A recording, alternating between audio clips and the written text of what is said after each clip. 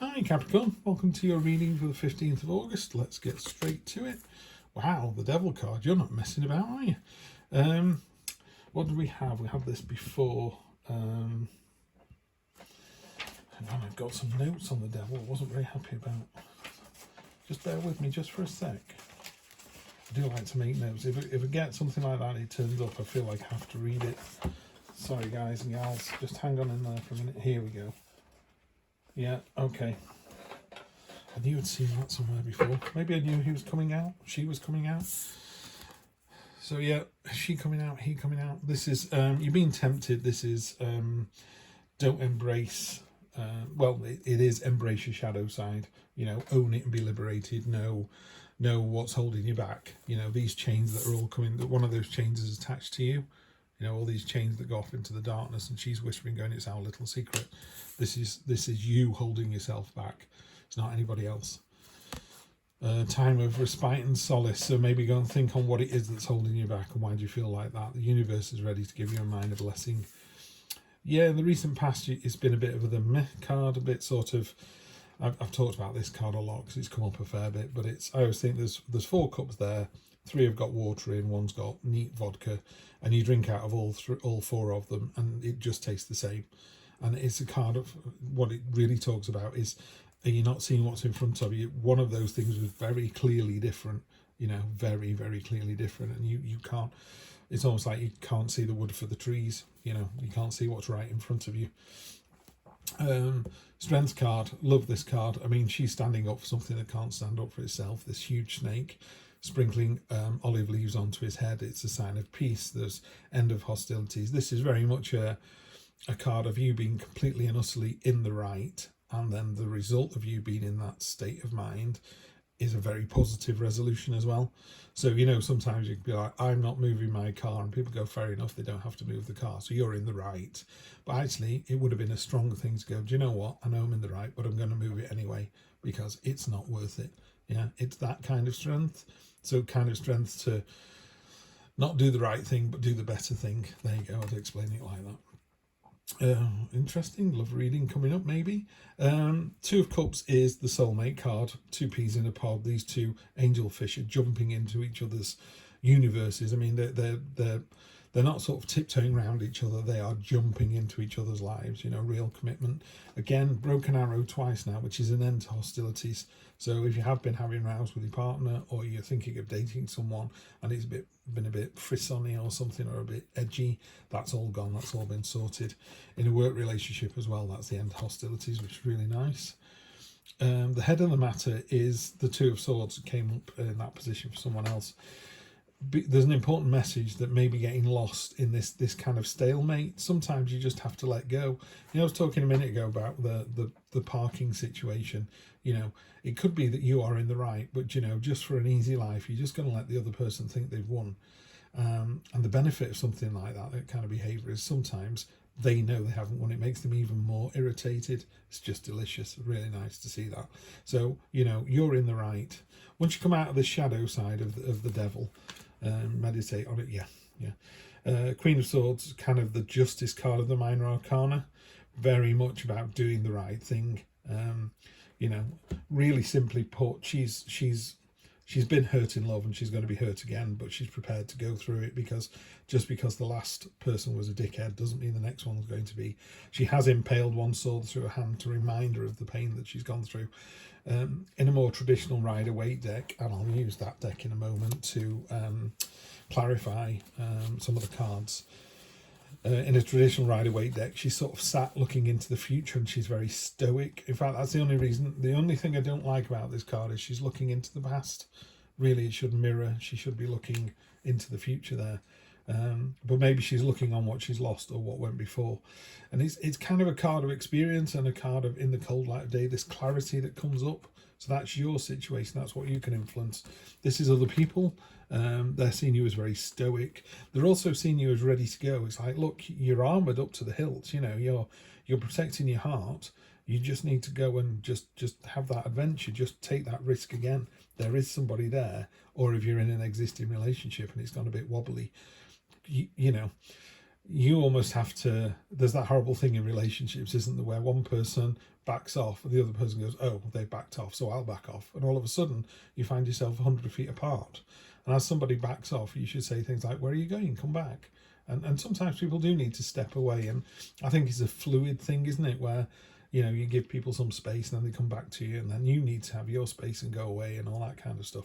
I would say physically go away, but, you know, just some mental space. King of Swords. So we've got the King and Queen here.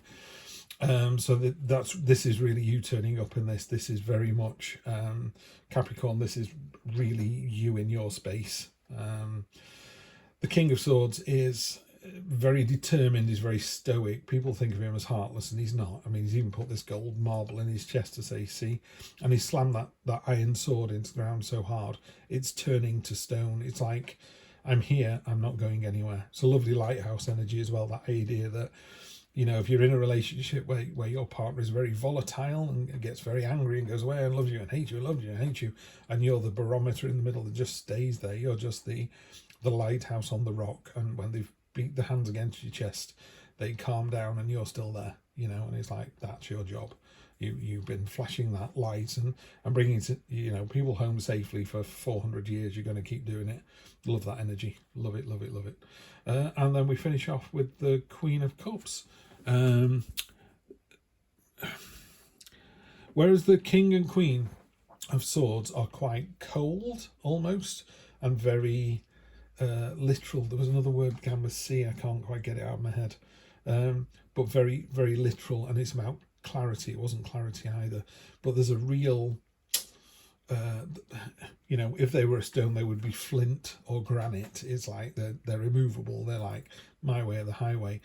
The Queen of Cups is exactly the opposite. It's all about intuition. She goes, oh, I can feel the Queen of Swords getting a bit angsty there. I best just back off a little bit. She's about balance. She's got black and white koi carp swimming around her feet to remind herself of that balance. Very gentle card. So you've got a fantastic sort of head and heart energy going on here, which is really nice to see. You know, you can be quite acid tongued if you need to be, and you're as strong as you're ever going to be, you know. So you're definitely driving this relationship. I have to say that this is definitely you in the driving seat. Wow, this has come up 3 times in 3 readings. The moon. So the moon again.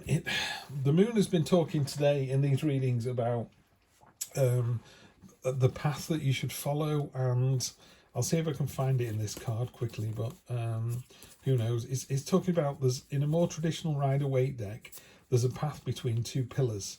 And you don't know the destination. You might even not really trust the path, but you know that you need to move forward. There it is. So there's this path here that goes off into the hills. Hills are about achievements or obstacles that need to be overcome. You need to go off on this journey, and this is about the balance. The crayfish is your subconscious coming to the surface, you know, all those things that kind of make you go, what if, should I, shouldn't I? They're all there for you right there.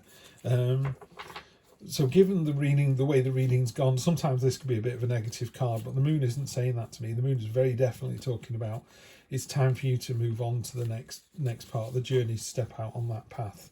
That doesn't mean the end of a relationship. It could be that together with your partner, you I don't know, you're moving towards moving in together, or getting married, or taking the next step, whatever that step is for you. Yeah, there it is. It's taking the next step. That's what you're going to be doing. So that's really nice to see. I don't think the devil's got a hope in hell against you, Capricorn, so there's no worries there. But let's just clarify. Like I say, the devil's very good at sort of whispering in your ear, going, you're not good enough, you're not pretty enough, you're not rich enough. It's like, you are. You're everything you need to be. Universe has got you back. That's why you're here. And again, you know, strength, strength, strength. That's a big old card, that Queen of Swords. So I was talking about her, how she's looking into the future. You know, she's got a really stern look on her face. It's like she's been hurt before. She knows she's going to be hurt again, but she'll be damned if it's going to stop her from falling in love with people. And she's above the storm clouds now. All this nonsense has passed. She can see for miles. It's almost like you're clairvoyant. You can see the future. I always say to people, if you're with a partner and I said to you, you know, like my son's going to hopefully come out of university, and he's not gone yet, but say probably in the next 5 years, 6 years, and someone said to me, will you be there on his graduation day? I'm like, yeah, me and Rebecca will be stood there. and like, oh, you know, you're going to be with your wife. It's like, hell yes, yeah. I don't see, you know, 1 year, 3 year, 5 years, 10 years ahead of all these milestones happening without her being next to me. You know, I have to work damn hard at that. She's a beautiful woman. She could have the pick of anybody, but you know, by doing that, if you're in a relationship and I say, where do you see yourself in 3 years? They go, not with this person. What are you spending another day with them for? Bearing in mind, I'm not a relationship counsellor. Please don't go and finish with your partner because I said that. Cards are just cards. But she's definitely looking way ahead into the future and kind of envisaging what her life is going to be like. And this is the first step on the path. There you go. That's the full card for you. All or nothing. It's 0 in the tarot. It's the first card in the deck. It's all about stepping out into that journey, out into the unknown. Couldn't make it any clearer. The 5. Yeah, the 7 of Swords. 7 of Swords is about being strategic. So if you look here, this person is stealing those swords from that camp. Now it could be liar, cheater, stealer. So there's some of that. So you've got to be careful as well that in all this kind of, this is where I'm going to be in the next few years, that you're not with the wrong person, yeah? Or that you're going to do something deceitful to get this person. I'm not a fan of breaking up marriages or relationships with other people, but having been in a previous marriage myself, my first wife left me for another fella and she's still with him. So she's still with her soulmate. I'm with Rebecca and the boys. I'm more than happy, you know, so it works out well for both of us. That's not to say it wasn't horrible at the time. It certainly wasn't a strategic decision either. But this person, you could argue that this person is taking these swords so that tomorrow they can't go to war with each other because they haven't got anything to fight with. So that's a very clever move. It could also be a really underhand and deceitful move. So just be careful. If you take it at face value, it should be strategic. Yeah. So plan carefully for what it is you want to do. But I always say to people, look at where you want to be in 3 months' time. Where do you want to be at Christmas? Where do you want to be next summer? Where do you want to be when you're, I don't know, 25, 30, 35, 40, whatever age you are. God, that sounds like a long time ago, people. But, you know, where are you going to be in the next 5 years? Yeah, this is the start of that. You're on footstep number 1. All right, always a pleasure to talk to you, Capricorns. Have a great week, and I will see you next week for more of the same. Take care.